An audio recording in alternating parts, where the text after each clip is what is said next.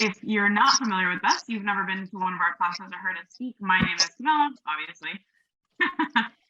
And this is David Grady. We love teaching this class just because we feel that it's always a great chance for us to talk about improving our speaking skills, being better speakers. In general, is something that a class that never ends up finishing. Danica, tell them a little bit more about our team. Absolutely. So our team specializes in practices to deepen client relationships. So last year, our team did over $1 million in business for our team. I know some of you are like, okay, but I have transactions bigger than that. The most important part for that number, just so you know, is that for us, our job is broken. Our job is broken down into two parts. Our job is speaking and then following up with the people we've spoken in front of. And over 50% of our total business last year for our team was repeat and referral business. So basically what we do is like I said, we specialize in practices that deepen client relationships, and it starts with our speaking. It starts with these classes. It starts with the meetings that we speak to, the agents we speak in front of, the affiliates we talk to, all of these different things. So basically, our goal here today is we want to help you gain more business, but also just make sure that you do it in a way that feels really good and a way that feels really natural, because I know that Camilla is going to talk about this a little bit later, but I mean, I know that so many people are so nervous when speaking in front of people, and especially in an industry that is so connection based and people heavy. It really makes a huge difference to be able to feel good about what you're saying in front of in front of the people you're in front of. So before we get into that, excuse me, it really starts with the mindset. So Camilla is going to talk a little bit about mindset. Yeah, and when we say speaking, y'all, we really mean speaking one-on-one, speaking in front of a large crowd. So raise your hand or use the reaction buttons at the bottom of your screen if you consider yourself to be a professional speaker. Awesome. You don't see hands. That's okay.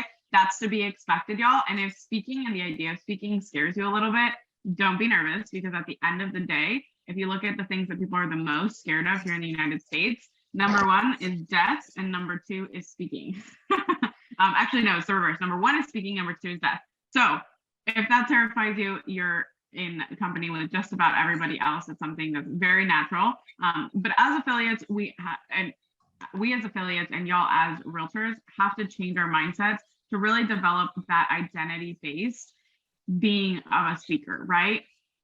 As Danica mentioned, like, you have to think of yourself as a professional speaker, because you're not filling stadiums to motivate crowds. Like, we're not telling y'all right now that you're the Tony Robbins or anyone that's doing that on that scale. But at the end of the day, when you think about your job and what you do, you get up in front of either one person, two people, groups of people, you discuss what you do, you inspire them to take action, and you walk alongside with them. So when you shift speaking from a task that you do into more of an identity of I am a speaker, your focus and your energy changes around it a lot. So we're going to give you a little roadmap of where we're going in class today.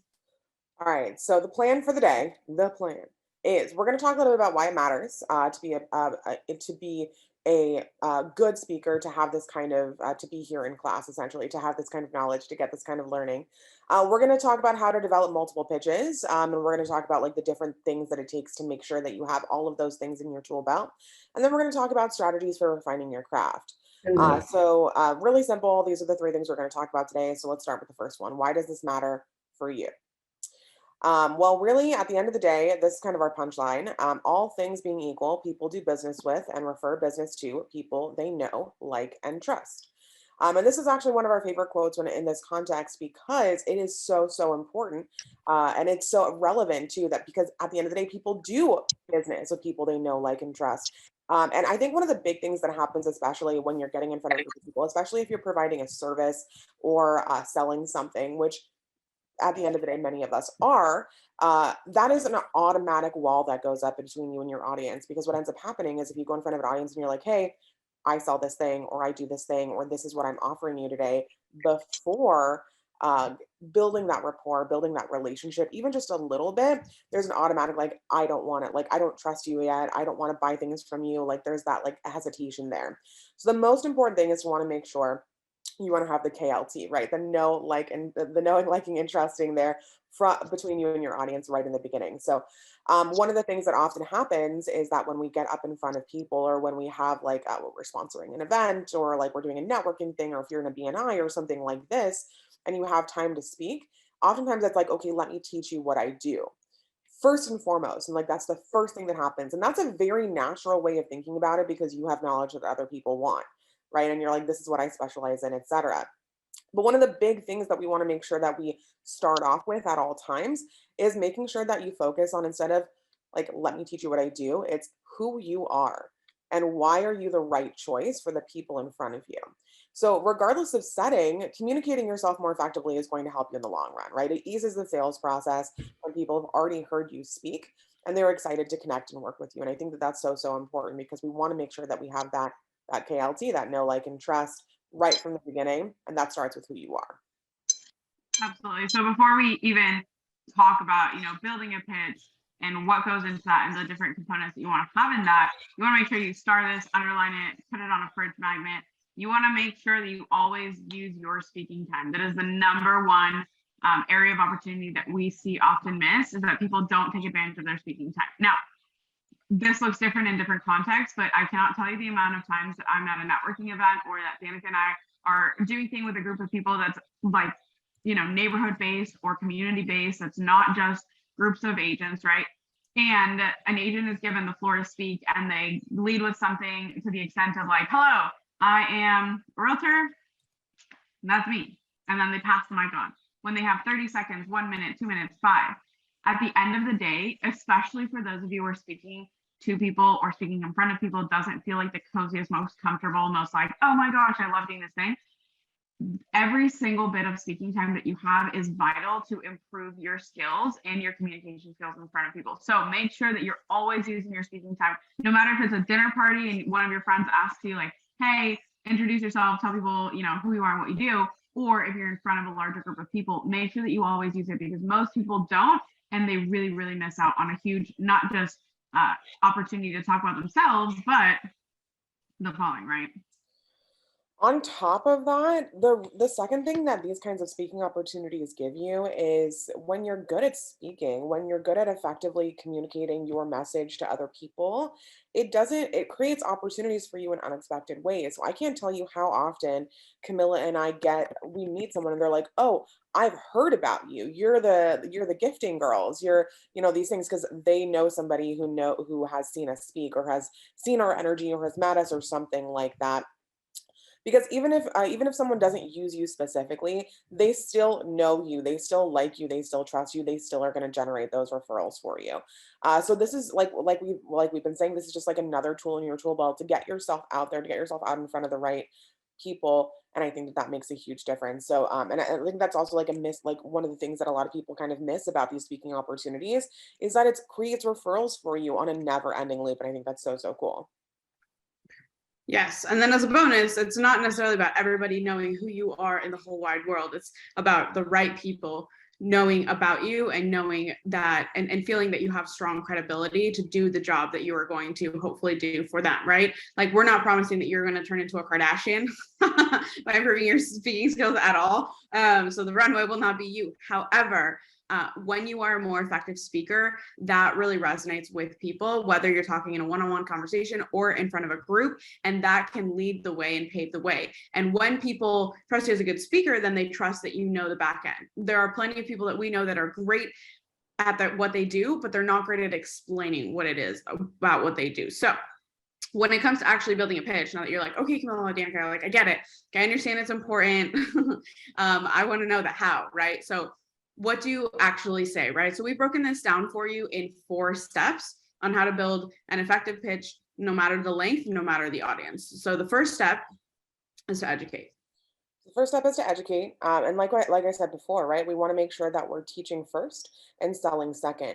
I mean, a speaking opportunity is these minutes that you can stand in front of people, or a group, or network, or whatever. These are great opportunities to sell. This is legitimately how Camilla and I run our business. We speak in front of people, we follow up with them. Like, we really don't get business any other way.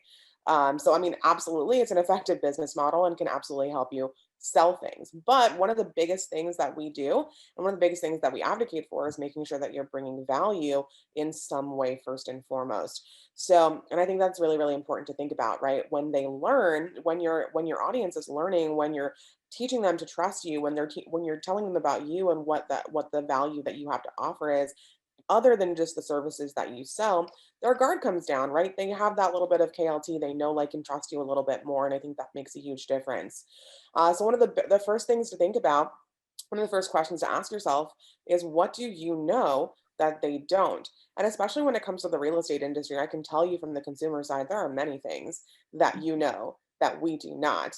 And even like the littlest, smallest things that you don't even really think about, right? So like it could be as simple as being like, this is a term that I think that everybody gets wrong, and being like, hey, just like a really quick fun fact or like a tip or something like that if you've got a really short amount of speaking time.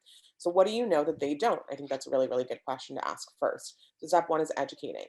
And at the end of the day, like, and you know that not everyone in the room is going to do business with you. Like, we know this when we come in to teach a class, when we come in to speak at a meeting or a marketing meeting or whatever. We know that not everybody in the room is going to do business. I mean, like, we can hope that. Like, that's the goal. That's the end goal, right? But we know that that's not necessarily going to happen right away. So we always approach it like, what can we teach them that'll help them even a little bit? Because even if you have that little bit of movement in that area, that can make all the difference for someone down the line. Absolutely. So once you've educated, then the next key is to problem solve, right? So we see this happen all the time, is you can be great at presenting something, but regardless of how fantastic you are at presenting whatever it is that you're talking about, if someone doesn't have a problem, they don't need a solution.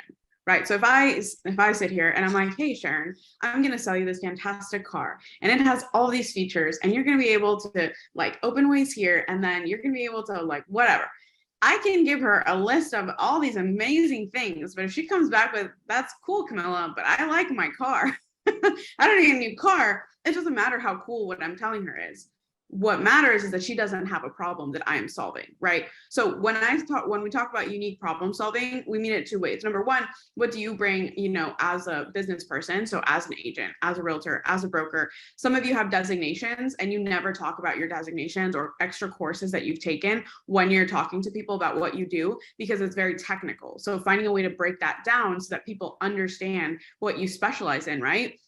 Those of y'all that have been in the industry for a really long time, you know that there's a big difference between buying your first home and downsizing once 4 kids have moved out and they're gone to college and you only want a single story home, right? Just like there's a very big difference between a VA loan and everything else, right? So a lot of people and a lot of the people that you are talking to don't know that there are differences, and they all they hear is the jargon when they actually go to participate in the market, right?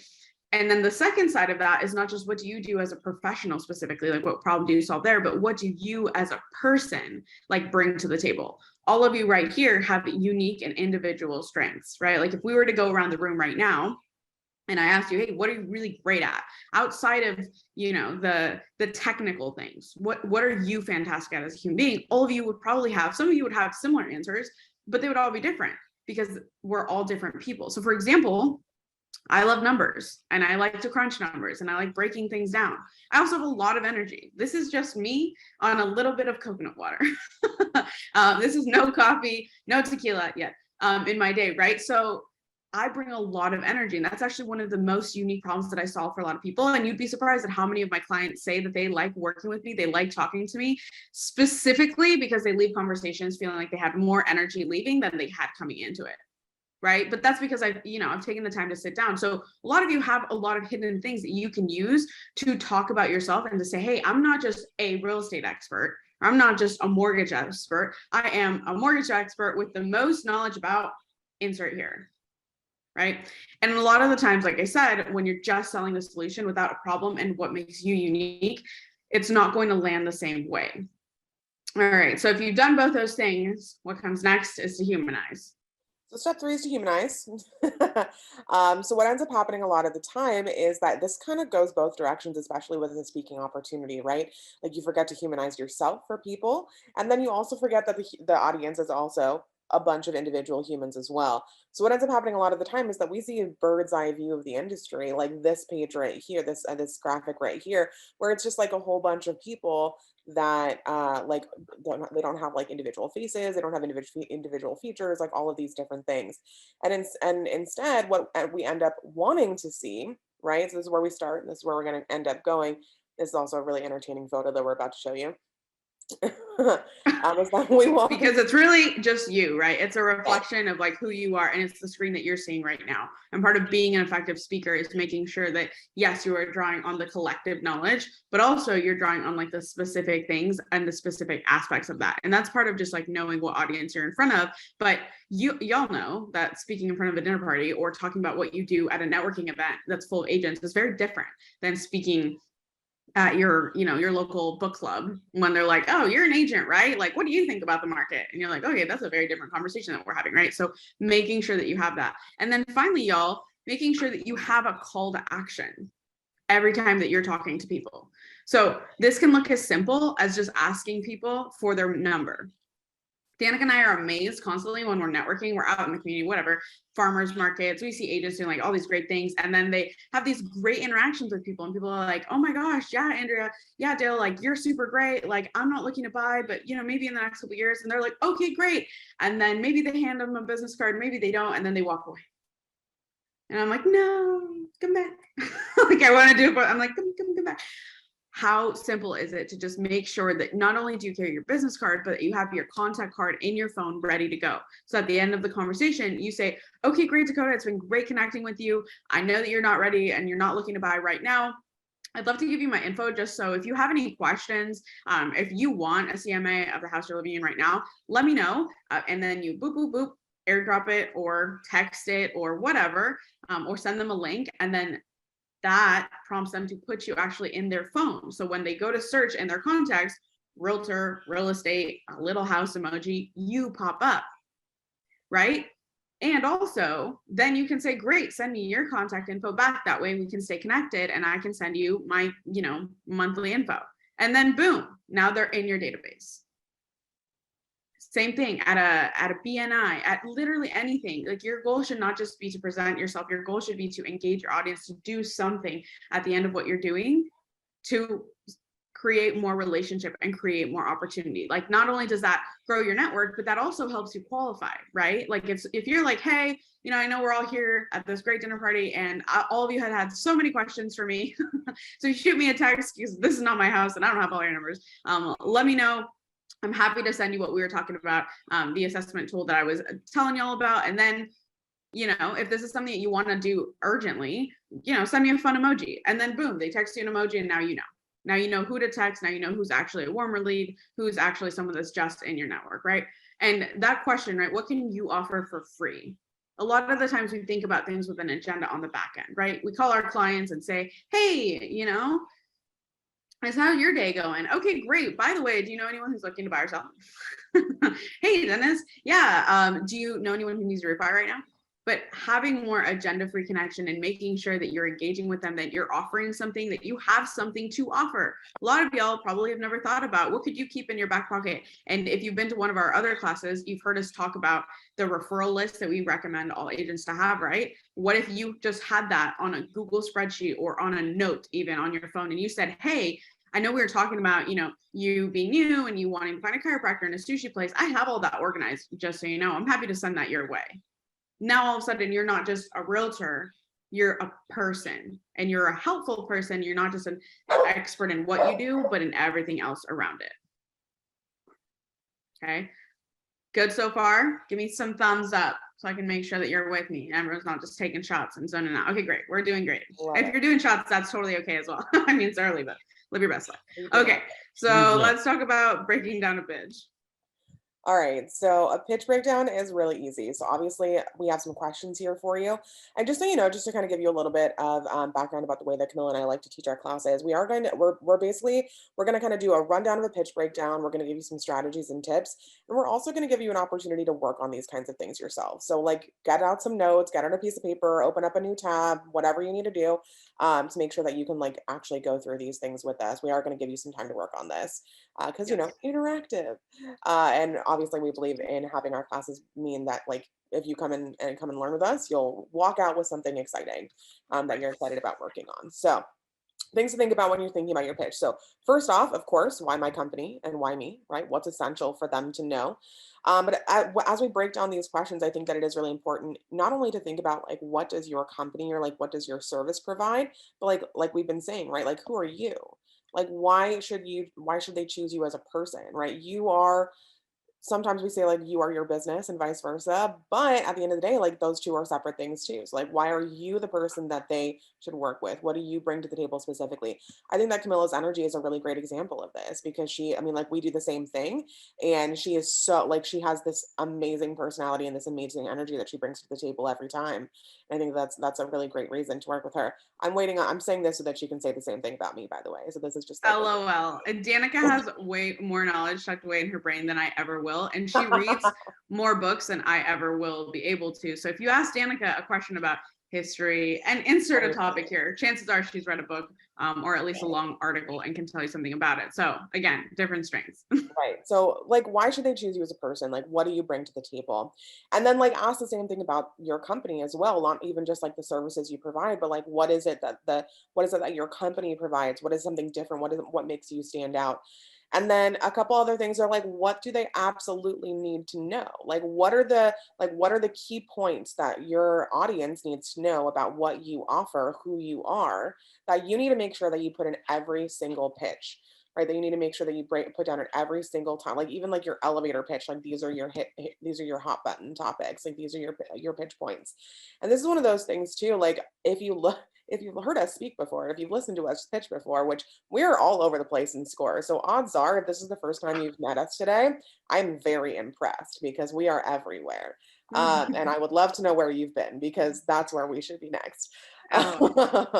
But like we talk about like the same few things in different ways most of the time when we're actually like pitching, right? That's kind of Right. what, There's like the 4 bullet points that we always give. So if you give Danica and I 30 seconds or you give us half an hour to talk about gifting, we're going to tell you 4 things. Number 1, 90% of gifts are consumable. So people eat it, drink it, spend it, it's gone, right? Number 2, Cutco, which is what we work with, lasts forever, has a fantastic guarantee, made in the USA since the 40s. Number 3, it's tax deductible because it's engraved with your name and info, so you can take the whole deduction. And number 4, we put a system in place so you don't have to think about it per closing. You can think about it 6 months or a year at a time. Boom, bam, right? So 15 seconds, I can do that in a much longer amount of time, right? If you give me 20 minutes, I'll tell you stories and we'll, have a fun time. I'll give you a knife to hold, all those good things. But at the end of the day, those 4 things never change, right? And they're opened and close with like something funny, and because it's Danica and I, of course, right? But at the end of the day, we know that. So if we have a surprise, and we've had it before, right? And I'm sure that some of y'all have had plenty of instances where you think you have a certain amount of time to talk to somebody, and then you do not, right? So I'll never forget when Danica and I, well, there was a class I once taught where I was supposed to have 35 minutes, and I was like, okay, super great, I'm great. And then I looked at the time at the end of the class, and I was like, we have 7 minutes.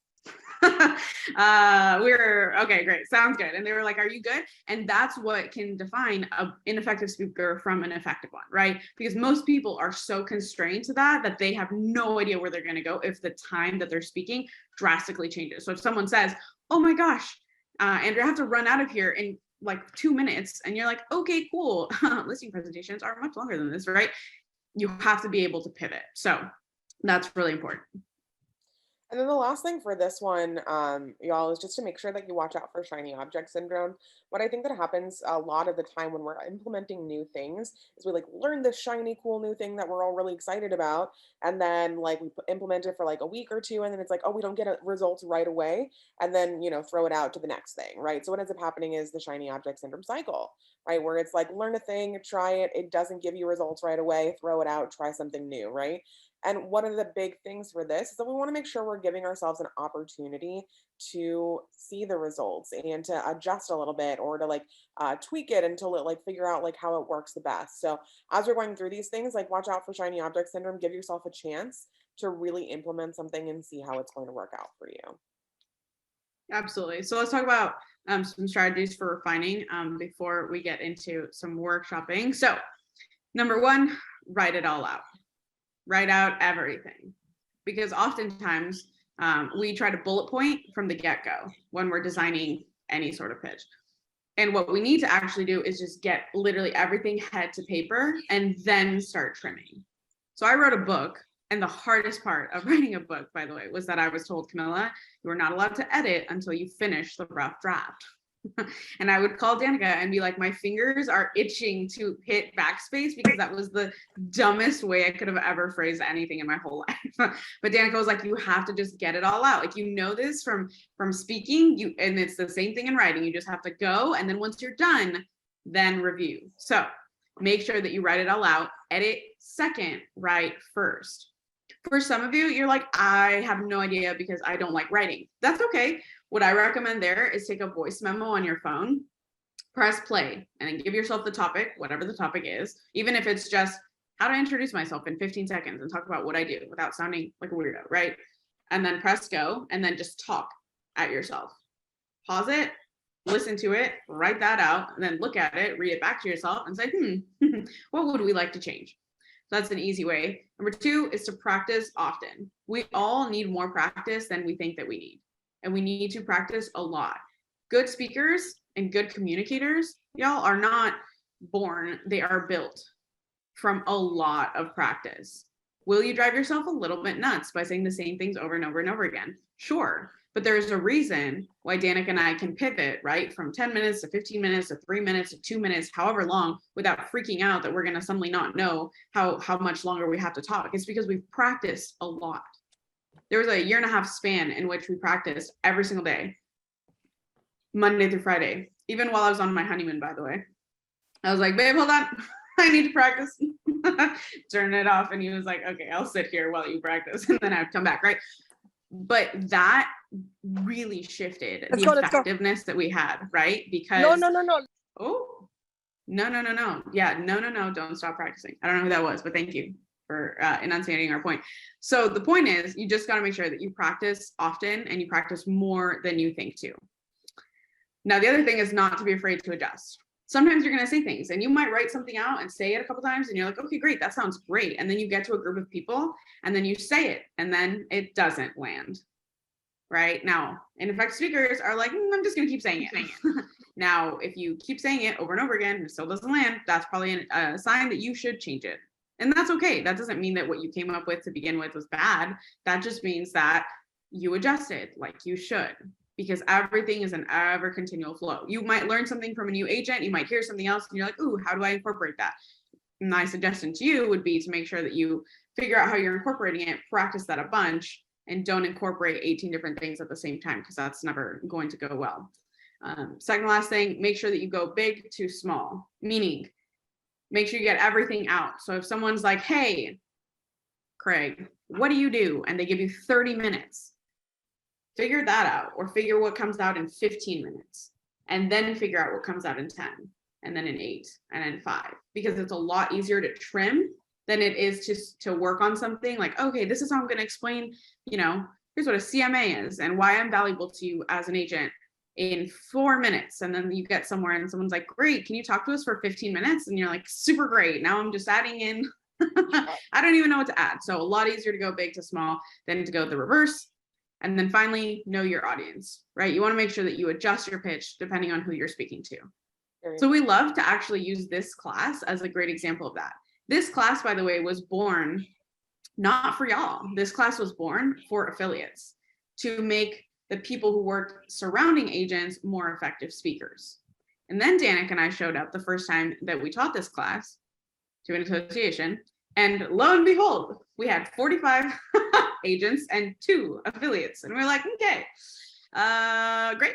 So we had to pivot it, and it shifted from being, hey, affiliates, this is how you talk to realtors, to, hey, this is how we can become better communicators, better speakers. And so sometimes when we teach this class, depending on the association, depending on where we're brought to teach it, obviously we're talking to lenders, it's all affiliates. So we have one class that's shaped like that. We have one that's all agent. And then we have like the blend. That's more what we're doing today, which is communicating and speaking that works for everybody. But just make sure that you know your audience. And I use this example because everybody finds it funny, but I'm so dead serious, y'all. You would not walk into a retirement home and be like, hey, everybody, Today I'm here to teach you how to buy your first house. Let's go through some bullet points, right? And yet, this is like an overblown example of what we see happen all too often. You know, people say to us, and you know, Danica and I, we're fresh, we're clean, we're cool. That's cool. But they say to us all the time, I don't know how to sell a house to somebody in their 30s. And I'm like, okay, cool. Well, let's think back to where you were at in your 30s. What matters then? Is it the single level so that your hips don't hurt when you're going upstairs? Probably not. Unless someone has hip problems, right? In a group of people. Problems. I mean, yes, for you, yes.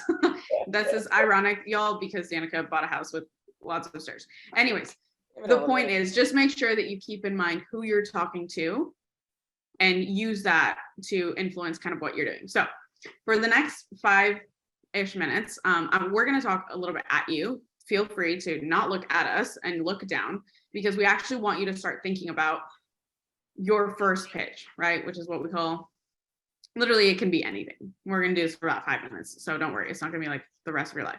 But we love to do homework, like Danica said, in class. So we encourage you to think about, what is something that is hard for you to speak on? Is it an environment?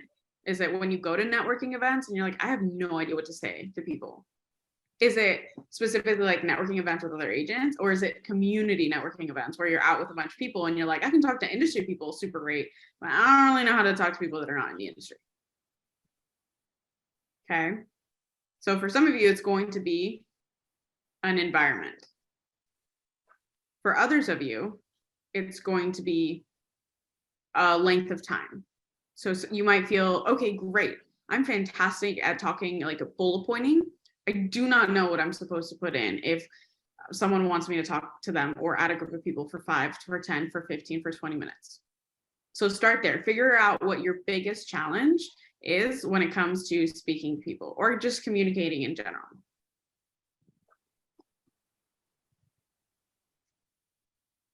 And then once you have your challenge, then you can literally just follow the 4 steps that we gave you, which is, right, making sure that you start with step 1. How can you educate? Like, what could you teach someone either in that amount of time or in that environment? Like, what unique problem is it that you're actually coming here to solve, either as a person or as a company? What amazes me constantly, y'all, is that many of you picked your brokerage for very specific reasons, some of which have to do with your clients. Some of you picked really small brokerages, really niche brokerages, because you love the attention that they can give to every single one of your clients. You know that, but your clients don't know that, and your prospects don't know that.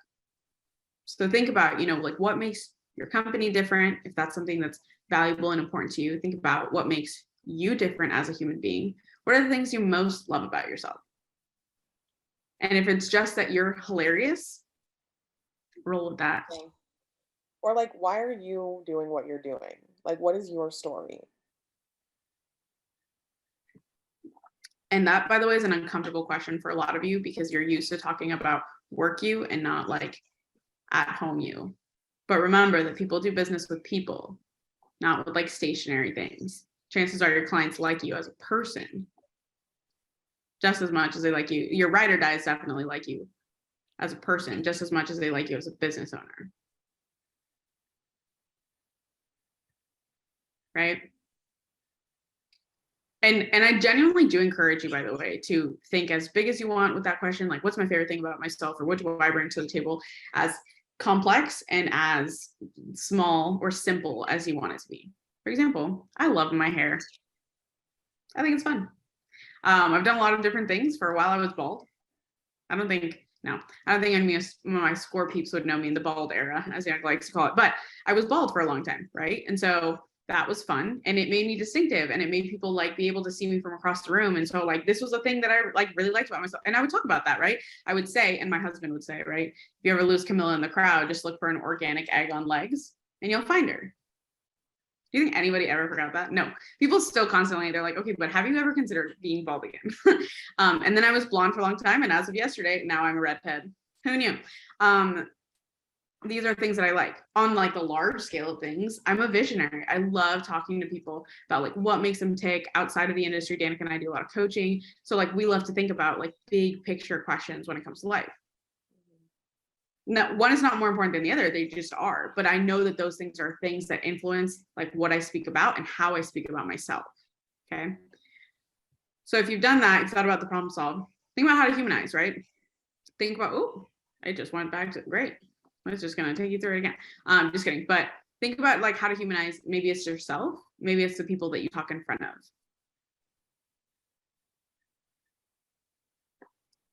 You'll notice, by the way, if you listen to me speak extensively, that I don't use you guys or gals and guys for a specific reason. And it's because, well, one, y'all is faster. Two, my husband lives in the South now. So if I wasn't y'all, and I probably wouldn't fit in.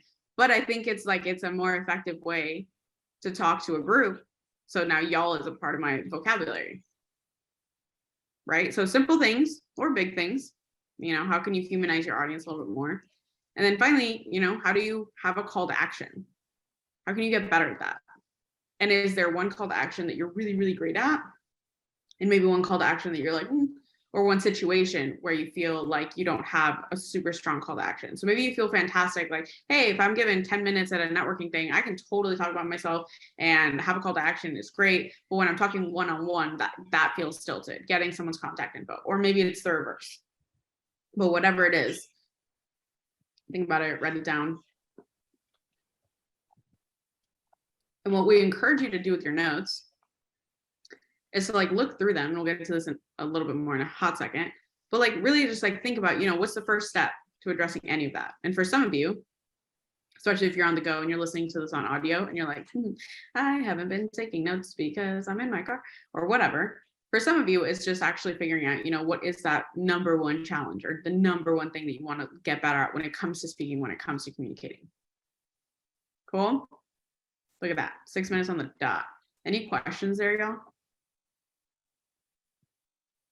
No, everyone's blown away. They're like, oh my gosh, this is the best class we ever gone to. I know, it's okay, you don't have to tell us. Okay, let's give you some keys to success for moving forward. Few keys for success for you. First of all, first and foremost, you want to make sure that you know how long you're speaking. We're going to just keep like hammering that into you. And this is one of those things that we've learned from experience for the most part, which is very much like make sure you know exactly how long you're speaking so you don't show up ready to give like a 45-minute presentation and you have 4 minutes to do that in. Or vice versa, because it gets a little bit hairy otherwise. You also, of course, want to make sure you know to whom you're speaking. And I think that that's super important as well. So you want to make sure that you know what kind of audience you are going in. And if you don't have that information for like right at the beginning, it is absolutely okay to ask those kinds of things, either of the person who's running the event or group, or to ask it of the audience when you get up there, like, hey, raise your hand if, or like who here is, or all of these kinds of questions. That's totally acceptable. And it'll also give you a lot more information. Now, when you have that kind of information, especially if you're getting it on the fly, it is really, really important to make sure you practice each kind of environment.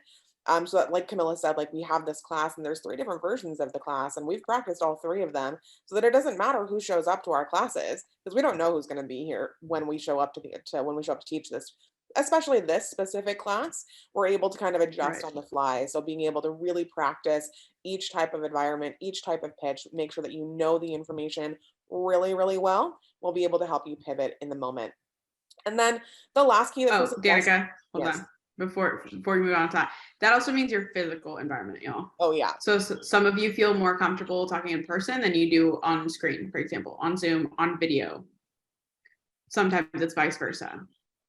So making sure that you actually practice that. So if you're going to be talking like standing in front of a group of people, make sure that you practice standing, or make sure that you practice sitting in front of your computer and looking into your camera. You'll notice that Danica and I teach a lot on Zoom. So we know that there's a big difference from me doing this and looking at you. Look, now I can see all your lovely faces. And I'm like, oh, look. And I'm talking to Wanda and I'm like, ah, and I'm looking at Wanda right now, but she's like, what is happening?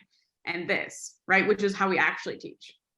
And that takes practice, because when we went into this all virtual world, like Danica and I were used to talking in front of groups of people, like in an office or in an event or in a winery, whatever. We weren't used to just like sitting here with our little screens and being like, okay, woo, right? So making sure that you actually think about like your physical environment and what you'll need there.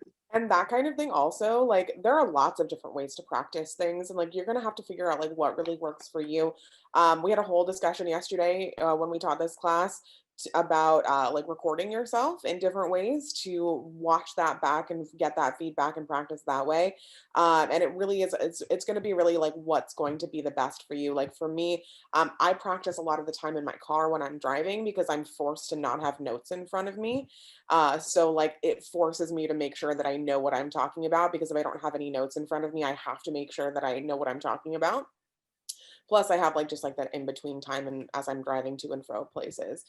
So it just makes me feel good about using the time beneficially. But like I know a lot of people who like to record themselves speaking. And especially when you're speaking in person, I think it'd be a really good idea to make sure that you either get feedback about your speaking in person, which I'm going to talk about in just a second, or to like videotape yourself, because we have all sorts of different physical things that we do when we're speaking or standing in front of people or anything like that we don't even realize. Like I was rocking for a while, and my former manager came up to me afterwards and he was like, "Hello, you're making me seasick. Stop." It was really funny. I was like, I just remember that. okay, I didn't even realize it was happening. So like these kind of Right. things happen all the time. I used to do a weird thing with my knees that I didn't notice until I was in a public speaking course. And the person at the end of my speaking time said, "Okay, super great. Love the content, love the delivery, love the energy.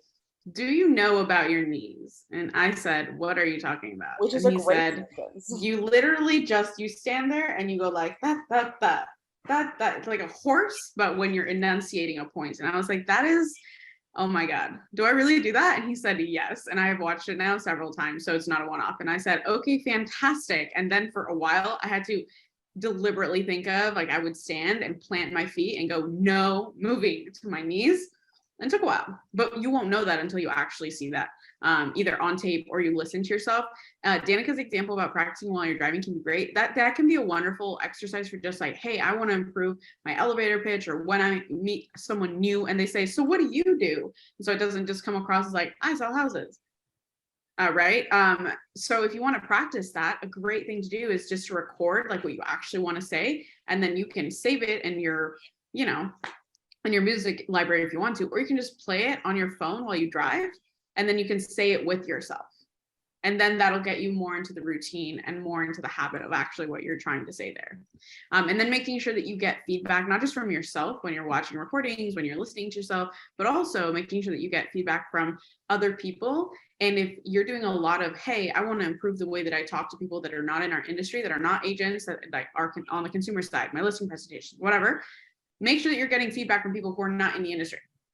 Because if you are talking to your agent friends and you're like, hey, let me run this by you, does that sound good? And they say, yeah, that sounds great. But it's so jargony that the average person will not be able to understand it. And then you arrive and you're like, ooh, that did not go well. I wonder why.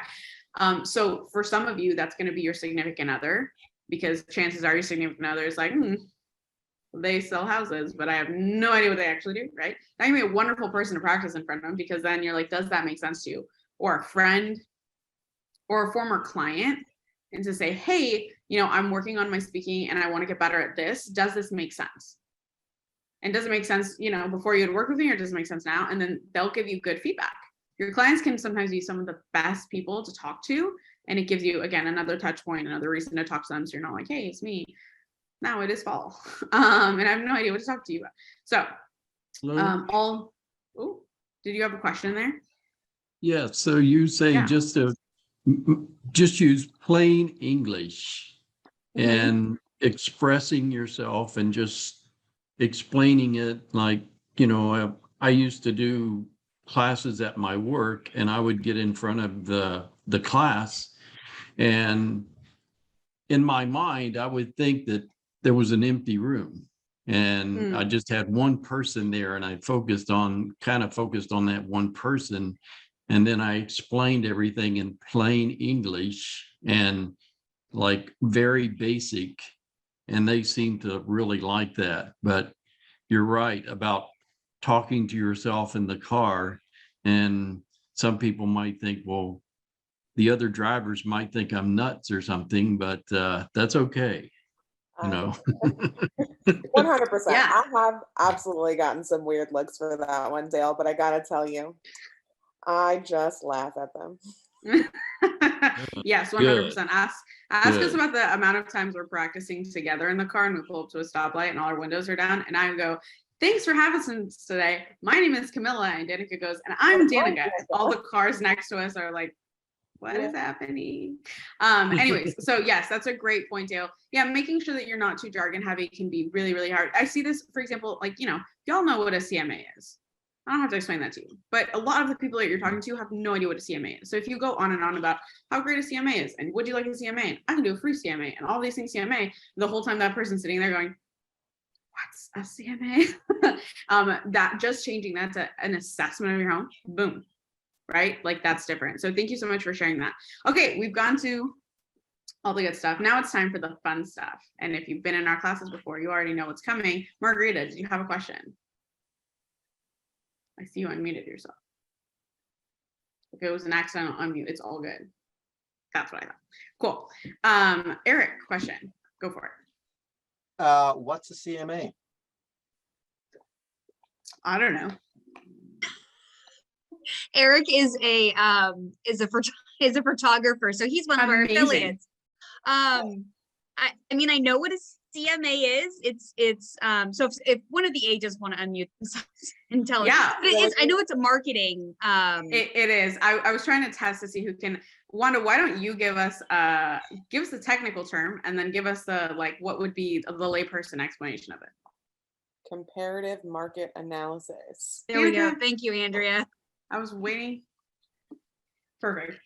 Thank you. No, you were talking about it as though it should be something that I should know. And I was like, actually, I don't know what it is, but I want to learn.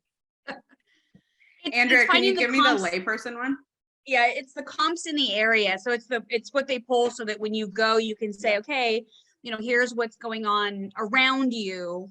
Yeah, I've heard of it, yeah. but I just had the acronym. I hadn't heard it. It's like, because I'm not in the business. I'm not an agent, so I don't. Yeah. Yeah. I think this Cool. this is actually a really great example of exactly this thing, because you really never really know who you're talking to until you ask, right? And even assuming someone knows the information, even if they're around the industry. I got to tell you, I mean, Camilla and I are affiliates also. We're not agents. So but Camilla's husband has been an agent in the past. So there's a lot of things that Camilla will just know about. And I'm just over here I have bought a house and that's it. Yeah. Right. Or I can explain to you what a CMA does, but if right now you ask me, what does it stand for? I got nothing. Yeah. Nothing exists in the brain. But cool. That was great. So, Look at us. and actually, what's funny about Great that too is when you think about these kinds of these kind of little communication instances, these little moments, I think this is a really great example because we're in the industry, around it. We're in the industry and we don't know these things. Imagine talking to somebody who has absolutely no affiliation with the real estate industry whatsoever. And you're yeah, of course, you know what a CMA is, right? No. They got nothing. It's just blank space. So I love it. Cool. Thank you for that, Eric. Appreciate You're that. welcome. Okay, great. So let's go to the fun stuff. Dun, dun, dun, dun. If you've been in our classes before, you already know what's coming. If you haven't, welcome. This will be your favorite part, probably. We have free stuff for you. So Yes. It cannot be a Danica and Camilla event without you having the chance to win something free. So we talked about, what we do. And of course, the only thing better than Cutco is free Cutco. So for one of you today, for being in class today, for leveling up your business, yes, Eric, you can participate. Anyone is welcome to. Jody, you can get in on this. You know the rules. All you have to do is scan this QR code that's on the screen. That'll take you to a form. And you just fill that out and we'll enter you in for a drawing. And we don't have a huge class today, which means you have a really good chance of winning. For those of you that do want to connect about what we do on the business side of things, like the gifting, promotional items, cool, super cool, you can let us know then. If you don't, and you just like free things like me, if it's free, it's for me, great. Either way, all good. I'm also going to plug a link into the chat box. So in case your phone doesn't like the QR code for whatever reason, because we know technology is technology, except I have to type it out every single time because for some reason Zoom doesn't like it if I copy and paste it. Please hold. I do also want to mention, just as a Yeah. really quick example, this is our call to action. Just because yes. we've been teaching this for the last hour. So throughout this class, we have dropped like several different bits of our pitch throughout the time throughout the class. Our call to action is typically a giveaway, and we do, hey, this is going to be like, we're giving away a free piece of Cutco, just because, you know, that's always a fun giveaway. And this is how you enter. And it basically, what happens is it gives you an opportunity to let us know you're interested in what we have to offer. But we've spent the last hour building that know, like, and trust, building that relationship, building that rapport, building that value before we even get there in the first place. So just as kind of like Correct. a real life example, this is what we're doing. Yeah, welcome to our call to action. And I don't know why it took off. We're just gonna try that again. No, that didn't work. Okay, cool. Well, hopefully it worked for QR y'all. code. The link is in the chat. Yeah, the link is in the chat if that if you didn't get it before, you know, technology decided to technology out. Yeah, feel free to do that. Oh, frequently asked question that we get asked constantly on this is, if you give us your email, will we market to you? No, that's just for us to let you know if you've won the prize. So just so you know. And then we'd like to end with 2 questions. Number 1, what are you building, right? Like, what decision are you going to make today that's going to impact your business in a positive way 5, 10, 15, 20 years from now? Because we are firm believers. You can go to all the classes in the world, you can read all the books, watch all the webinars, but at the end of the day, if you don't actually take action on what you learn, nothing changes. You just become a personal development junkie, which Danica and I used to be. So we highly encourage you to take time today, even if it's just 5 minutes after our class ends, and really look at your notes, really think about, you know, what's your number one thing? What's the number one thing you want to take away from this? And how can you take action on that today? And if it's just pressing record on a voice memo for the first time and saying, if I have 30 seconds to introduce myself, how do I do it? Maybe it's just that. For some of you, you might have more speaking experience and you might say, okay, great, this is what I want to work on. I want to develop, you know, a better call to action after I've talked for 30 minutes about this topic. Whatever it is, we just highly, highly, highly encourage you to do something to take this forward. Because if you do just a little bit each day, wonderful things can happen. And finally, we always end with our favorite Maya Angelou quote, which is, at the end of the day, people won't remember what you said or did. They will remember how you made them feel. And we strongly, strongly believe that if we love on our people a little bit harder, if we are better at talking about ourselves, and if we better communicate our value, and if y'all better communicate your value as agents, as professionals, as business owners, the more people don't just see us all as salespeople, which, you know, people have feelings on, but they see us as actual human beings who come to work to deliver great value, to do wonderful things, and to do such important work in the world, which is what y'all do. So that the next time that someone is at a dinner party and is like, oh my gosh, like Andrea just, like, I know agents who just like show up, all they do is just go to closings and they sign some forms and they make 50 grand because we're in Silicon Valley. And then that person can say like, no, actually Andrea, my friend or my agent, is wonderful. It does all of these things, like, it's super educatory, like, it's fantastic. And if you ever have any questions, you should reach out. That's the reaction that we want your people, your circles to have about you. In any way that we can help you do it, we look forward on doing it. Feel free always. Our last slide is usually our social media and our, you know, how to connect with us. Yeah, Eric, the recording will be available. I'm going to drop my. And then Eric, I feel like media. we see each other all the time at the affiliate stuff, so you can always ask. Yeah. Like, We're around. Look for the hair. It's some fun color. Danica's is blue and purple right now, so you can't miss us. Wherever it is. Danica is I can type and talk at the same time. Cool. Feel free to hit us up on social media. Feel free to call us, email us. Like, we're here to be available as resources for you as human beings, and we appreciate you and we love SCORE. So if no questions, we'll let you go for the day. Thank you everyone for joining us. And next month, you guys are doing Appreciating Your A-List. So they do a really great job just talking about, you know, how to put your clients and who are they, and how to make sure that they know you stay top of mind, so that when someone, you know, says, oh, do you know an agent? You're top of mind because you do little things to make them feel appreciated. So Absolutely. Thank you again, Danica and Camilla. Have a great rest of your day, y'all. Stay sharp. Okay. Bye everyone. Thank Thank you. you.